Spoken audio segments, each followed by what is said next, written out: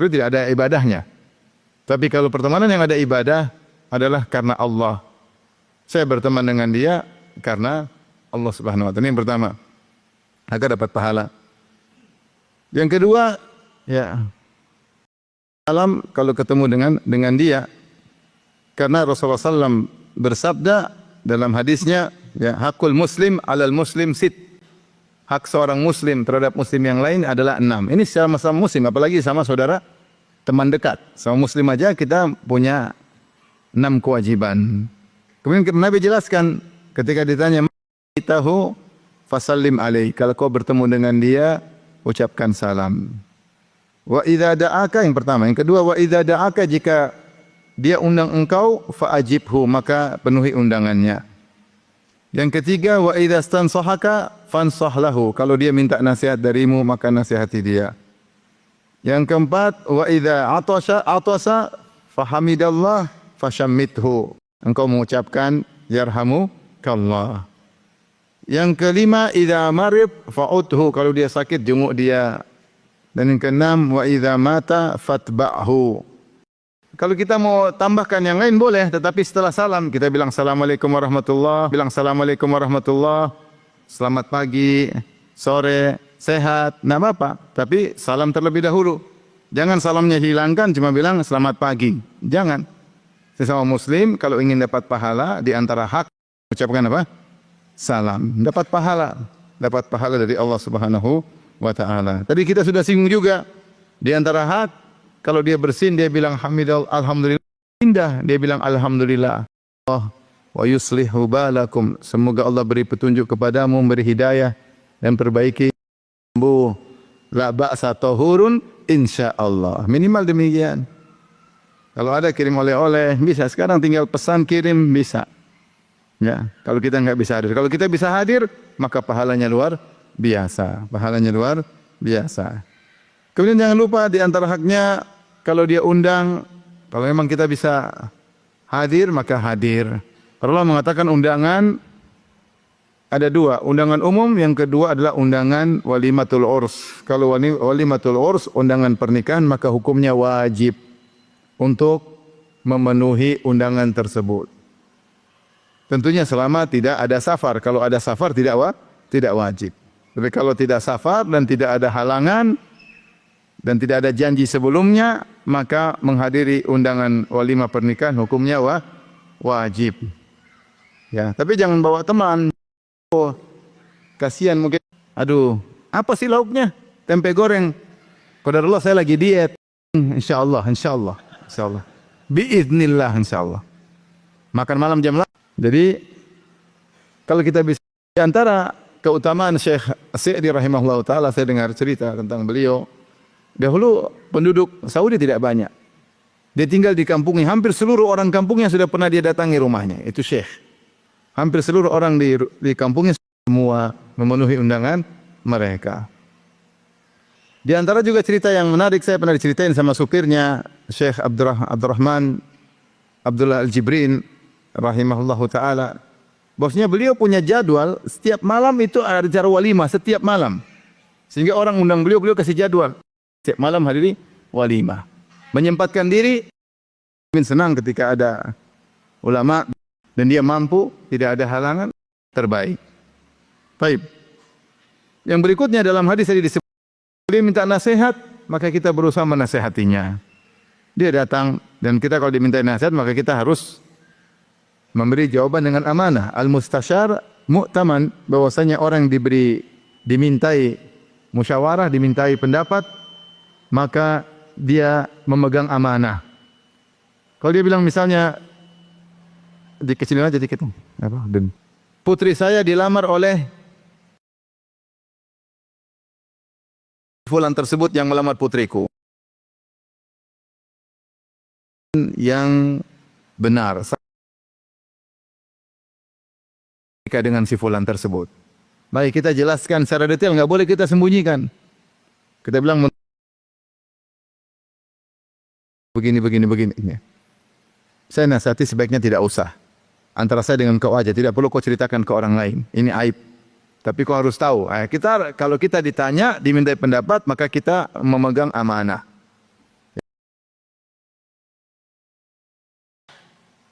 Dan kita semua bulan kenal. Saya ada proyek sama dia Ustaz 90 miliar. Begitu dagang sama dia enggak? Saya bilang, ya akhi, saya cuma kenal dia. Urusan dagang, saya tidak tahu tentang si fulan.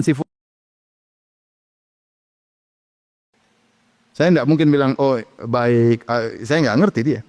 Jadi kalau nggak ngerti, kalau ngerti. Tapi saya bilang, kau bisa tanya kepada si fulan yang pernah berkongsi dagang dengan dia, tentu mereka lebih tahu. Adapun kalau baik secara muamalah, dia baik-baik aja. Dia baik-baik saja, ya. Masih datang, Ustaz, saya minta nasihat Ustaz, saya lagi ada masalah. Ya, kita berbicara sebaik mungkin yang bisa kita sampaikan, kita mikir. Dan itu hak dia untuk kita nasihati. Mau dia jalankan. Tapi al-mustasyar mu'taman, yang diminta nasihat, maka dia memegang amanah. Makanya ketika Fatimah bintu Qais, dua orang yang melamarnya, Muawiyah dan Abu Jaham, maka Nabi mengatakan, amma Muawiyah fasu'lukun la malalahu. Adapun Muawiyah miskin, enggak punya uang, mungkin tidak bisa mengayomimu. Wa amma Abu Jaham la yadha'u asahu an atiqihi. Dia tidak pernah melepaskan tongkat dari pundaknya, itu suka mukul wanita. Dalam riwayat yang lain, fadarrabun lin nisa, suka pukul istri. Ingkahi Usamah, nikahilah Usamah bin Zaid, jangan nikahi mereka berdua. Jadi tidak apa-apa, karena ini masalah ada maslahat, tapi bukan untuk diumbar di luar. Ini antara saya dan kamu aja, ya. Maka kalau kita, jangan kita sembunyi-sembunyikan. Jangan kita sembunyi-sembunyikan. Anda tahu teman itu suka nipu, bilang aja, insya Allah tidak apa-apa, yang penting kamu hati-hati, dipikir nggak ada apa-apa. Nanti kalau sudah baik, di antara kita terima, kalau kita nggak terima, kita kasih alasan, seperti kasih himar, buru dia kasih Nabi SAW. Maka Nabi tidak terima. Maka Nabi menjelaskan, sungguhnya kami tidak menolaknya illa anna hurum. Kami menolak hadiahmu tidak lain karena berihram buruan. Jadi dia tidak sakit hati kalau memang tidak bisa diterima.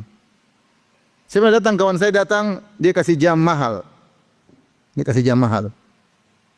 Dia datang terus dia kasih, saya bilang, ya akhi afwan, ini jam saya senang, cuma saya enggak bakalan saya pakai jam Al-Fajr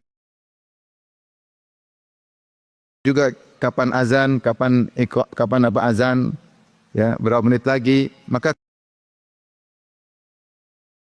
lebih bermanfaat, ya. Maka saya tolak agar dia ngerti. Ada juga orang kasih saya hadiah jam. Saya bilang, aduh ini jam terlalu mahal, saya tidak bisa pakai jam mahal seperti ini. Tapi kalau saya mau jual, boleh aja kau kasih, saya jual sama orang.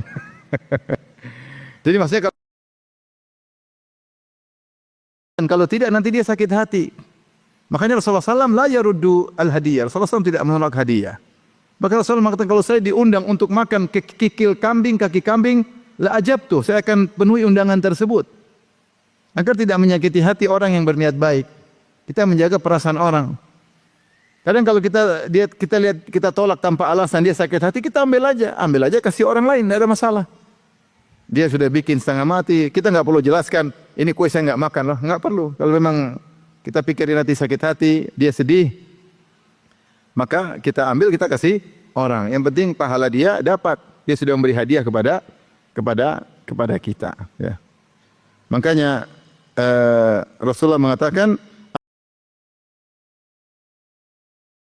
kata Nabi, penuhi undangan saudara kalau ada yang mengundang, dan jangan tolak hadiah.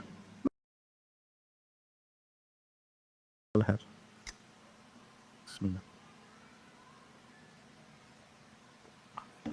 Kemudian jangan cuma terima hadiah saja, kasih hadiah juga. Enak aja terima hadiah terus. Kasih juga hadiah sama kawan. Kata Nabi SAW, tahadu tahabu. Akan saling mencintai. Dan mencintai itu karena Allah ibadah yang agung. Makanya Rasulullah SAW mengatakan, la tadkhulul jannata hatta tu'minu. Kalian tidak akan masuk surga sampai kalian beriman. Wala tu'minu hatta tahabbu. Dan kalian tidak akan beriman sampai kalian saling mencintai. Awala adullukum ala syai'in idza fa'altumuhu tahabbtum. Maukah aku tunjukkan kepada kalian sesuatu yang jika kalian lakukan kalian akan saling mencintai? Afshus salama bainakum. Tebarkanlah salam di antara kalian. Salamin kawan, kirim salam buat kawan. Jauh-jauh kita kirim salam, senang dia, oh si fulan kirim salam, dia merasa diperhatikan, dia bilang salam balik ya. Kemudian di antaranya adab-adab pertemanan yaitu berteman dalam suka dan duka. Kalau dia lagi duka, kita juga menunjukkan kesedihan kita. Kita ikut sedih. Istrinya lagi meninggal, kita juga sedih. Dia lagi terpuruk, kita juga menunjukkan kita bela sungkawa, kita ikut bersedih. Ikut bersedih ya. Demikian juga kalau dia lagi gembira, semangat, dia lagi naik pangkat, kita Masya Allah, semoga berkah, semoga jabatanmu semakin menambah ketakwaan kepadamu. Kita ikut bergembira.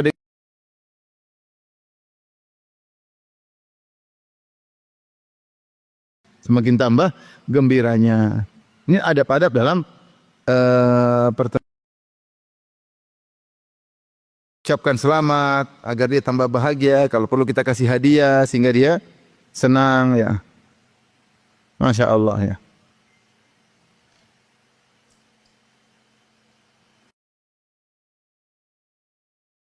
S3, saya punya teman-teman dekat. Kita makan-makan. Beli Al-Baik, makan di Madinah. Makannya di mana tahu? Makannya di trotoar. Di ngobrol-ngobrol karena jarang mobil lewat. Ngobrol. Yang penting ada kegembiraan, ketemu teman-teman, cerita. Kalau waktu teman gembira, kita ikut apa? Gembira, ucapkan selamat.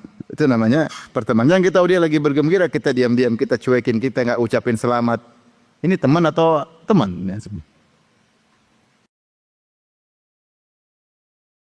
Ada pertemanan, ingin kebaikan baginya.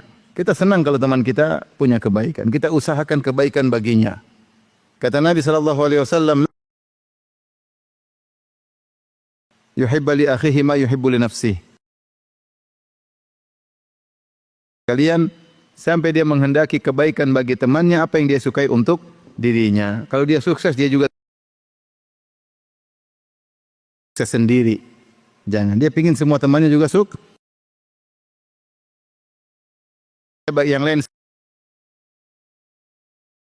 hasil dia pingin kebaikan pada temannya. Dan ini pingin dia sendiri yang sukses.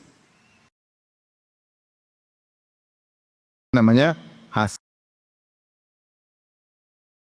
Kebaikan bagi kita, kita pingin juga dia bahagia. Tumbuhkan dalam diri kita seperti itu, karena itu adalah tanda keimanan. Kalau tidak demikian, kita sendiri yang sukses, kita ingin kita yang istimewa, yang lain tidak. Sebagaimana kita ingin dakwah kita diterima, kita ingin teman-teman juga dakwahnya diterima. Ya.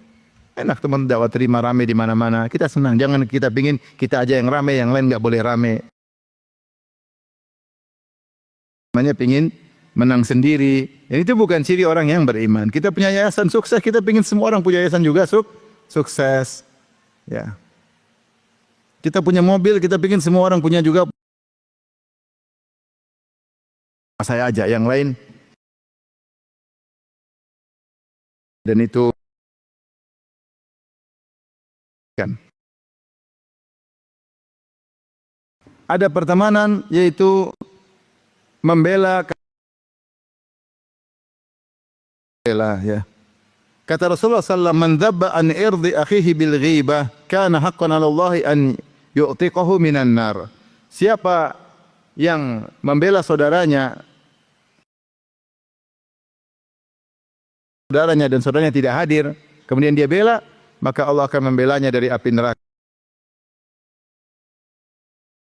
Jahannam. Kalau ada saudara kita, teman kita digibahin, kita bilang enggak boleh begitu. Itu teman dia juga memang dia manusia, tapi dia punya banyak kebaikan. Apa maslahatmu sebut kita bela, maka kita akan dibela oleh Allah dari api. Jaga kehormatan teman, itu konsekuensi kalau kita teman dekat ya. Bukan saudara kita dicabik-cabik harga dirinya.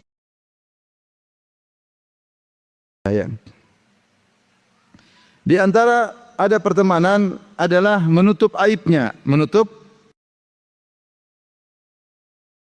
musliman satarallahu ya yaumal qiyamah. Siapa yang menutup aib seorang muslim, di antara cara agar aib kita ditutup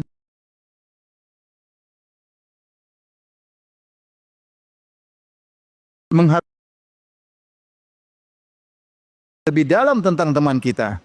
Dan kalau kita tahu lebih dalam anaknya, tentang usaha yang sempurna, kita akan tahu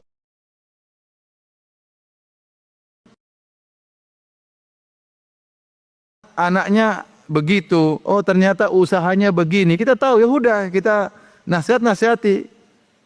Jangan kita malah umbar aibnya, jangan kita malah umbar aibnya.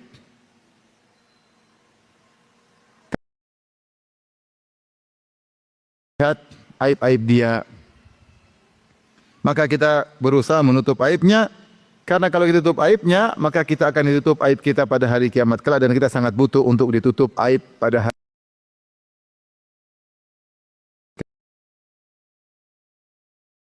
Di antaranya kita membantu saudara kita. Kata Rasulullah SAW, unsur akhaka zaliman aw mazluman. Tolonglah saudaramu kalau dia berbuat zalim atau dia dizalimi. Qila kaifa ansurhu zaliman? Bagaimana saya menolongnya kalau dia berbuat zalim? Nusratuhu. Tahan dia dari perbuatan zalim. Sungguhnya itu bentuk menolongnya. Sungguhnya itu bentuk, atau dia menzalimi orang, kita nasihati, kamu enggak boleh gitu, kau zalimi orang, enggak boleh. Sampai kabar kepada kita, kawan kita enggak beri gaji kepada anak buahnya, tidak kasih THR, padahal itu hak mereka. Kasih tahu, itu hak mereka, anak-anak buah. Kalau kau punya uang, kasih sama mereka, kau jangan zalim sama mereka. Kalau kita tahu teman kita zalim sama istrinya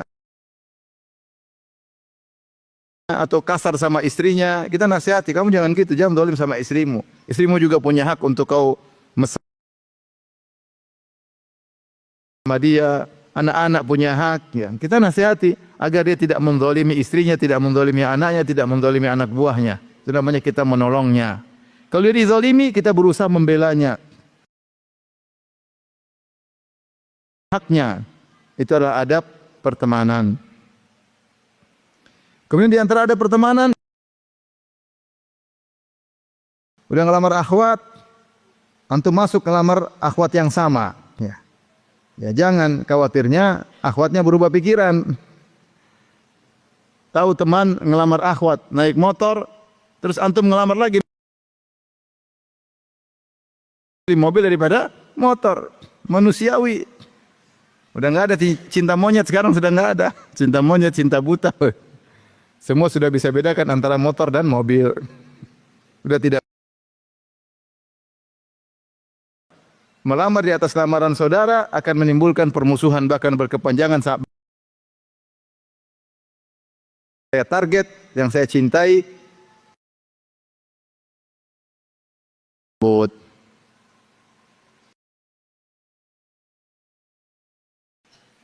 seperti ada orang misalnya ngantar temannya untuk ngelamar seorang akhwat, terus setelah nazar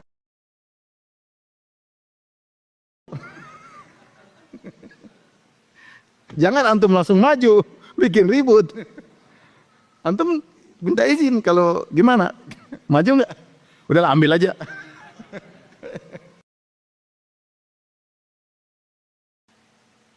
Ada kisah saya diceritakan, dua orang. Jadi om sama anaknya kalau nggak salah, sama ponakannya. Jadi ponakannya ngantar omnya ngelamar.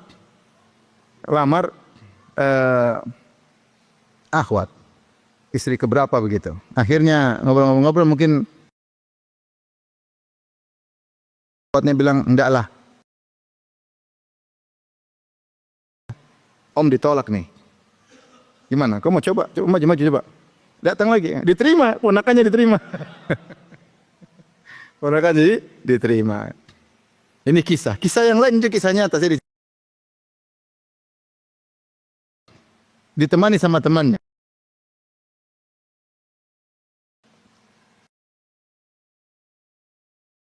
Teman yang melamar ini ngobrol sama bapaknya. Ya.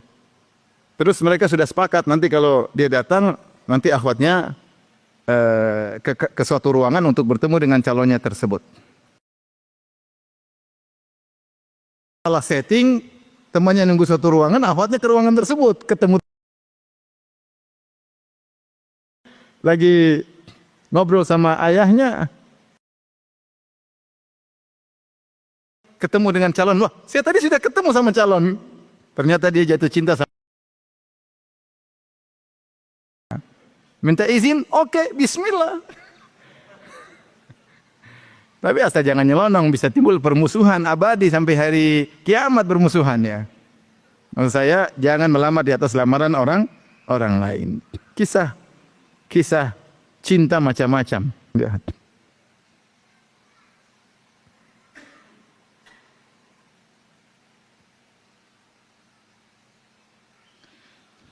Baik, demikian juga jangan menjual di atas jualan saudaranya.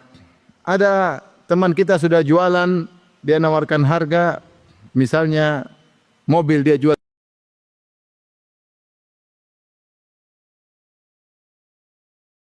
Saya bilang, beli sama saya aja, sama saya 80 juta.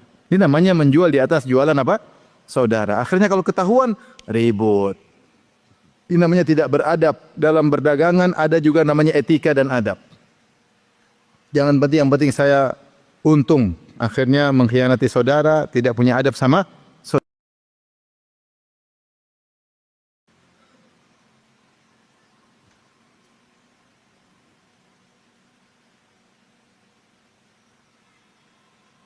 Di antara ada pertemanan adalah mendoakan saudara. Mendoakan saudara bi dhahril ghaib. Ketika tidak di hadapannya.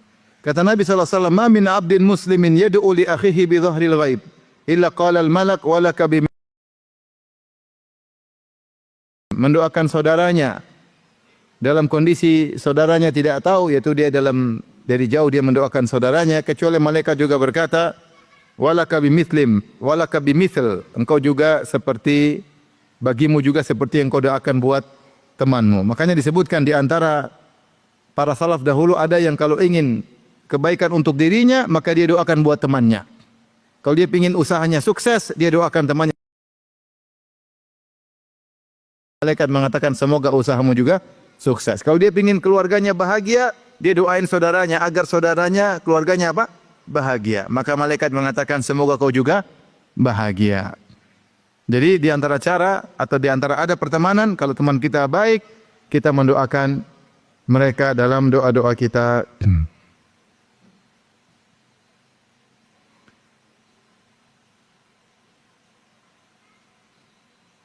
Di antara adab dalam pertemanan adalah perhatikan perasaannya. Kita jangan bicara sembarangan, jangan bercanda berlebihan yang bisa menimbulkan kemarahannya. Allah mengatakan wa qul li ibadi yaqulu allati hiya ahsan. Inna syaitana yanzagu bainahum. Katakanlah kepada hamba-hambaku perkataan yang terbaik. Kenapa? Karena syaitan mengadu domba di antara mereka. Maka kalau kita ngobrol sama kawan, kita jaga perasaannya. Jangan kita bercanda pada hal yang buat dia tersinggung. Ini bisa kita lihat ya. Ocanan begini buat dia tersinggung. Qulul latihi ahsan. Pilihlah diksi bahagiakan dia. Maka kita ucapkan kata-kata tersebut. Karena persahabatan teman kita baper, akhirnya dia tersinggung, akhirnya yang sudah kita jalin harusnya di sumber pahala, terputuslah sumber pahala tersebut, ladang pahala tersebut. Maka dalam pertemanan kita jaga, di antaranya kita jaga perasaannya.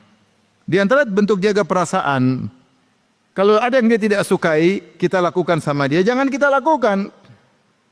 Malah kita ngeprank dia, ini nggak benar ini. Malah kita ngerjain dia. Udah tahu dia nggak suka digituin, kita malah ngerjain dia. Nggak boleh ya. Nggak boleh kita ngerjain dia. Nggak boleh. Kata Rasulullah SAW, la yurawwi'u muslimun musliman. Tidak boleh seorang menakut-nakuti muslim yang lain ya. Sampai Rasulullah mengatakan, la ya'khudhanna ahadukum mata akhihi. Ya, janganlah seorang mengambil barang saudaranya bercanda atau serius, tidak boleh. Bercanda tidak boleh. Dia lagi tidur, kita ambil HP-nya. Bangun-bangun dia cari HP di mana? Dia cari ke sana, kita ketawa terus. Lalu kita ngerjain dia, ya. Enggak boleh. Itu bukan pertemanan, itu melanggar syariat Nabi sallallahu alaihi wasallam. Pertemanan indah kok, tanpa harus begitu-begitu, pertemanan indah. Tanpa harus ngojloki, ya, ngerjain, ya, bully. Enggak perlu. Kadang orang menyangka kebahagiaan dengan membuli orang. Enggak. Itu pertemanan tidak sesuai syariat, tidak akan langgeng.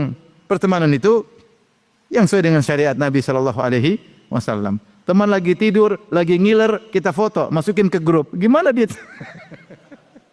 Kasihan, ya. Kasihan ya kayaknya. Ya dia marah, kita senang. Ini enggak benar teman seperti begini. Itu teman ikut hawa nafsu, bukan teman syar'i, tapi teman berteman dengan cara hawa nafsu. Kemudian berusaha menunaikan hak saudara kita. Kalau dia punya keperluan, kita berusaha menolong. An amshiya ma'a akhin li fi hajatihi ahabbu ilayya min an atakifa fi hadzal masjid syahran. Saya temani saudaraku, berjalan menemaninya untuk memenuhi keperluannya, lebih saya cintai daripada iktikaf di Masjid Nabawi selama sebulan. Karena teman punya hak. Dan iktikaf hanya untuk ibadah yang qasirah, untuk kita sendiri. Tapi kalau kita membantu kawan, maka dia ibadah muta'addiyah, ibadah sosial, dan secara zatnya ibadah sosial lebih besar pahalanya daripada ibadah yang untuk diri sendiri. Kalau teman ada keperluan, kita tolong, kita bantu. Kita bantu teman tersebut selama kita mampu. Kita tinggalkan sebagian kegiatan kita dalam rangka untuk memenuhi hajat kawan. Jadi keperluan apa kita bisa bantu, apalagi dia saya utarakan, bisa enggak kau bantu saya? Kita bantu, bismillah. Selama kita bisa melakukannya. Wallahu fi aunil abdi ma kana al abdu fi auni akhihi. Allah senantiasa menolong seorang hamba jika hamba menolong saudaranya. Suatu saat Allah akan membalas engkau di dunia sebelum di akhirat. Ya, bantu dia sebisa mungkin, bantu dia. Azan jam berapa?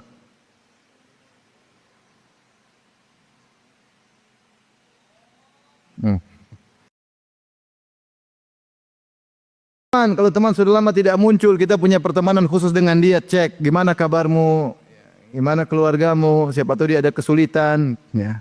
Perlu kita jenguk dia. Sekarang alhamdulillah mudah, komunikasi mudah. Di antara pertemanan kita cek kondisi dia. Apalagi kita dia ada masalah, kita cek gimana sekarang kondisi sekarang. Bagaimana kondisi keluargamu, bagaimana kondisi anakmu. Namanya ta'ahud, ya.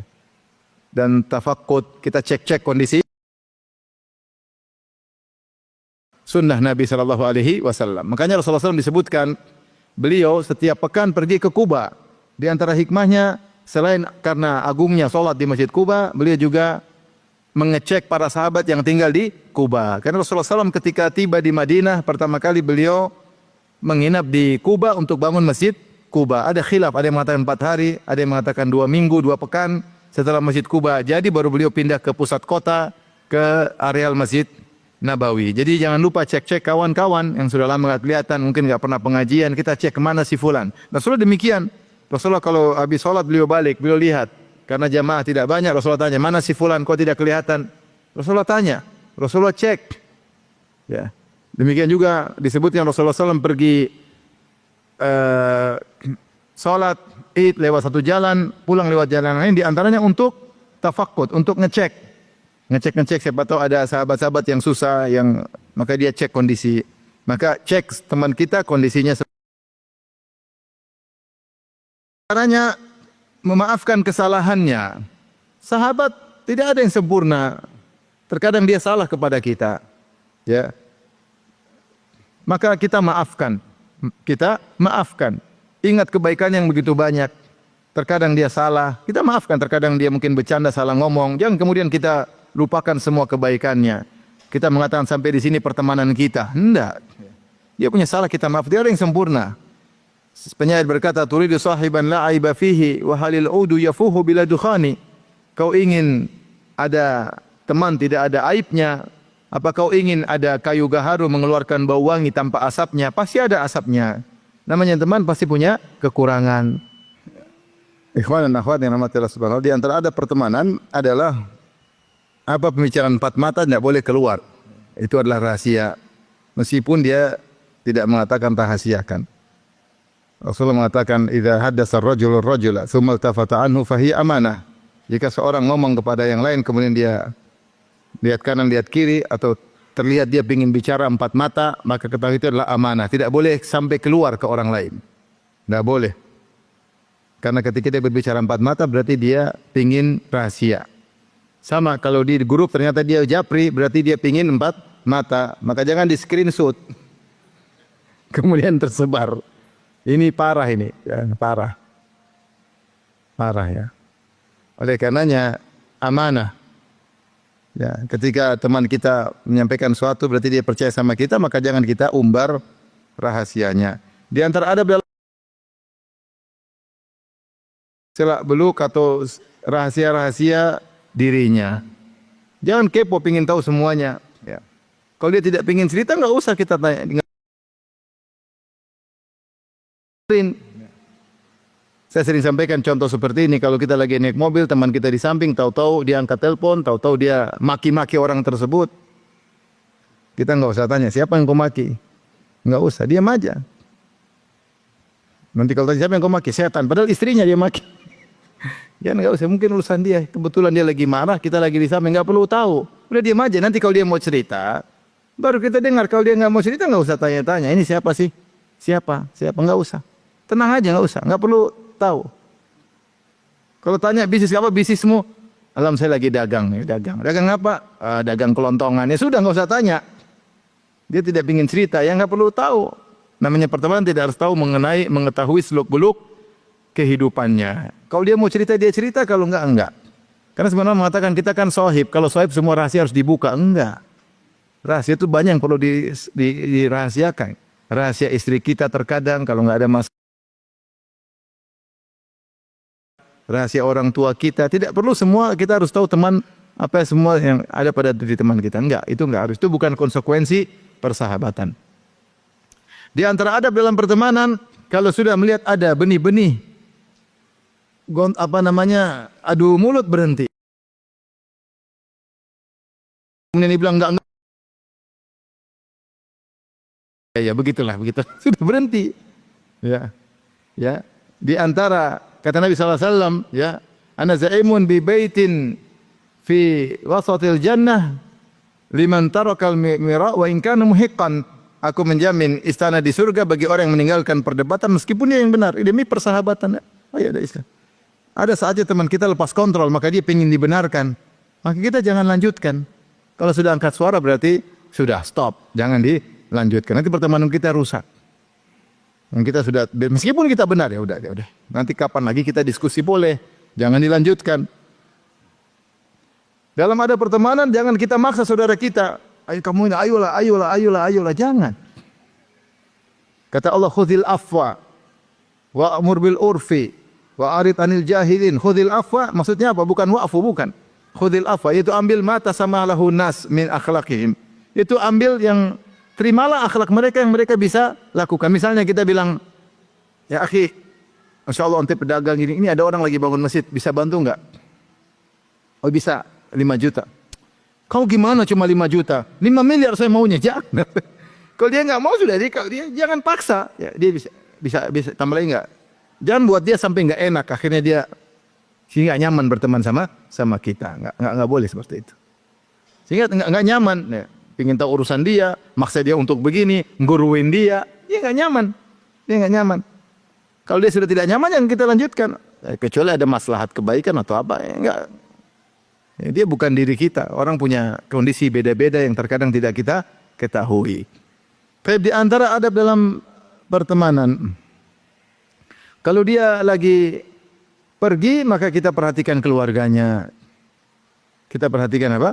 Keluarganya. Kita kebetulan diberi kelebihan harta, kita perhatikan istrinya, perhatikan anak-anaknya. Karena teman kita, ya. Teman kita, ya. Kita bantu dia. Kita bantu dia. Kalau dia mati, jangan lupa kita hadiri jenazahnya, kita kuburkan, kita doakan. Semoga masuk surga Firdaus. Semoga berkumpul dengan kita di surga Firdaus. Doakan dengan tulus. Ya. Selesai kalau sudah mati. Demikian saja kajian kita tentang adab-adab pertemanan. Itu masih banyak adab pertemanan. Yang saya ingatkan untuk saya pribadi dan juga para hadirin, carilah pahala dari sisi ini. Kita punya teman, cari pahala dari sisi ini. Berteman dengan berharap pertemanan tersebut mendatangkan kecintaan Allah kepada kita. Dan semoga kita bisa dibanggakan, dipopulerkan oleh Allah pada hari kiamat karena kita beribadah kepada Allah dengan pertemanan. Berteman karena Allah Subhanahu wa taala. Demikian saja apa yang bisa sampaikan. Kurang lebih maaf. Saya pamit karena mau lanjut lagi ya. Insyaallah kita bertemu di kesempatan yang lainnya.